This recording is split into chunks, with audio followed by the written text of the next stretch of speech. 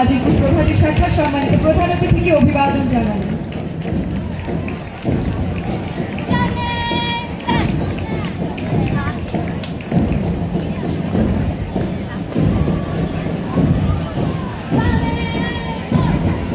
এগিয়ে আসছে আজিপুর দিবা শাখা।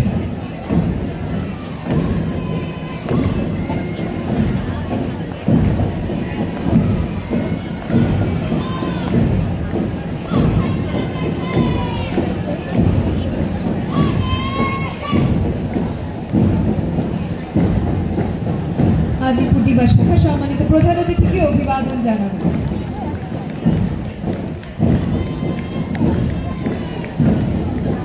এগিয়ে আসছে কলেজ শাখা।